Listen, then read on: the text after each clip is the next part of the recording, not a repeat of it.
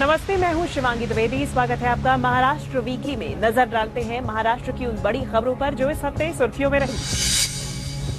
मुख्यमंत्री देवेंद्र फडणवीस ने मुंबई की लोकल सेवा में बड़ा बदलाव करने का ऐलान किया। उन्होंने जानकारी दी कि मुंबई लोकल के सभी डिब्बों को मेट्रो की तरह वातानुकूलित सुविधा, स्वचालित दरवाजों और आधुनिक आंतरिक डिजाइन से लैस किया जाएगा।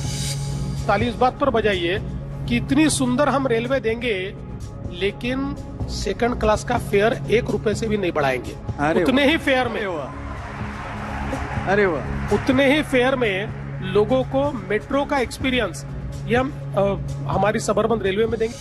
मुख्यमंत्री देवेंद्र फडणवीस ने ये घोषणा मुंबई करों की रोजमर्रा की परेशानी, भीड़, गर्मी और यात्रा में होने वाली असुविधाओं को ध्यान में रखते हुए की, जिसके तहत 268 नई एसी लोकल ट्रेन शुरू की जाएगी और मुंबई करों की यात्रा अधिक सुरक्षित, आरामदायक और सस्ती हो जाएगी। बड़ी बात यह है कि इसमें दूसरी श्रेणी के टिकट की कीमत पहले की तरह ही होगी।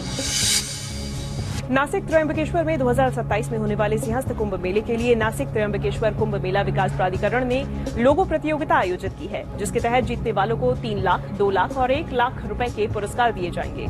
इस प्रतियोगिता के लिए आवेदन 20 दिसंबर 2025 तक स्वीकार किए जाएंगे। ये प्रतियोगिता देश के सभी नागरिकों, विद्यार्थियों, कलाकारों और डिजाइनर्स के लिए खुली है।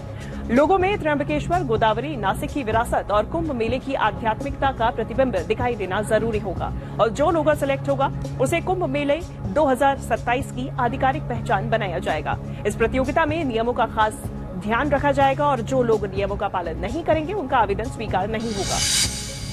महाराष्ट्र के छात्र छात्राएं सुरक्षित और समय पर बस यात्रा कर सकें, इसके लिए परिवहन मंत्री प्रताप सरनाईक ने विशेष हेल्पलाइन की शुरुआत की।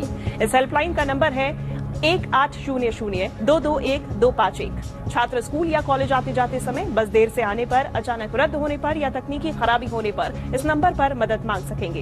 ये फैसला कई छात्रों की शिकायतों के बाद लिया गया है। इसके तहत छात्रों की पढ़ाई का नुकसान रोकने के लिए बस फेरियों में लापरवाही करने वाले संबंधित आगार प्रबंधक और पर्यवेक्षकों पर कार्रवाई की जाएगी। आपातकालीन स्थिति में स्कूलों को विभाग नियंत्रकों के नंबर भी दिए जाएंगे। महिला एवं बाल विकास आयुक्त नैना गुंजे ने महाराष्ट्र में महिलाओं पर अत्याचार रोकने के लिए राज्य के सभी सरकारी, अर्ध सरकारी कार्यालयों और निजी प्रतिष्ठानों में प्रिवेंशन ऑफ सेक्सुअल हरासमेंट यानी कि पॉश कानून को कड़ाई से लागू करने के निर्देश दिए हैं। इसके तहत 10 या उससे अधिक कर्मचारियों वाली सभी संस्थाओं के लिए आंतरिक समिति यानी कि ICC का तुरंत गठन अनिवार्य होगा। संस्थाओं को इसकी जानकारी श्री बॉक्स पोर्टल पर अपलोड करनी होगी। नियमों का उल्लंघन करने पर 50,000 रुपए का जुर्माना लगेगा। गलती दोहराने पर जुर्माना दोगुना हो जाएगा और लाइसेंस रद्द करने की भी कार्रवाई हो सकती है। अगर कभी ऐसी स्थिति बने कि किसी संस्था में समिति का बोर्ड या सूचना प्रदर्शित न हो तो 181 महिला हेल्पलाइन पर भी शिकायत की जा सकती है। राज्य में फर्जी दस्तावेजों के आधार पर मिल रहे जन्म और मृत्यु प्रमाण पत्रों के रैकेट पर सरकार ने बड़ी कार्रवाई शुरू की है। राजस्व मंत्री चंद्रशेखर बावनकुले ने केवल आधार कार्ड को प्रमाण के रूप में इस्तेमाल करके जारी किए गए या संदिग्ध दिखने वाले सभी जन्म और मृत्यु प्रमाण पत्र तुरंत रद्द करने का आदेश दिया है। साथ ही संबंधित लोगों के खिलाफ पुलिस में मामला दर्ज करने का भी आदेश आ चुका है। राजस्व विभाग ने इस संबंध में सर्कुलर जारी किया है और तहसीलदार, SDO, जिलाधिकारियों और विभागीय आयुक्तों को 16 बिंदुओं पर जांच करने के आदेश दिए गए हैं। धुले में छात्राओं में संकट के समय आत्मरक्षा की क्षमता विकसित हो सके, इसके लिए जिला प्रशासन ने वीरांगना प्रशिक्षण उपक्रम शुरू किया है। जिलाधिकारी भाग्यश्री विस्पुते की संकल्पना से राज्य आरक्षित पुलिस बल के मैदान पर 27 नवंबर से 3 दिवसीय प्रशिक्षण शिविर का आयोजन किया गया था, जिसमें जिले के सभी माध्यमों की छात्राओं ने भाग लेते हुए मुख्य प्रशिक्षक शिफूजी शौर्य भारद्वाज से मार्गदर्शन प्राप्त किया। जिलाधिकारी ने विश्वास जताया कि इस शिविर में प्रशिक्षण के बाद छात्राएं और अधिक सक्षम हो जाएंगी, क्योंकि वीरांगना प्रशिक्षण उपक्रम का उद्देश्य उनमें आत्मरक्षा, आत्म जागरूकता और आत्मनिर्भरता बढ़ाना है। महाराष्ट्र में स्वास्थ्य विज्ञान और दवा अनुसंधान को गति देने के लिए अत्याधुनिक life sciences innovation and incubation centre स्थापित करने का निर्णय लिया गया है।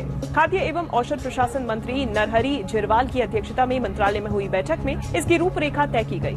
सार्वजनिक निजी भागीदारी के तहत बनाए जा रहे इस केंद्र में फार्मा, बायोटेक, मेडिकल उपकरण, डायग्नोस्टिक्स और डिजिटल हेल्थ क्षेत्र के स्टार्टअप्स को आधुनिक सुविधाएं, तकनीकी मार्गदर्शन और फंड उपलब्ध कराया जाएगा। महाराष्ट्र वीकली में इस सप्ताह इतना ही। राज्य की संस्कृति और विकास से जुड़ी महत्वपूर्ण खबरें हम आप तक लगातार पहुंचाते रहेंगे। अगले हफ्ते देखना ना भूलिए महाराष्ट्र वीकली।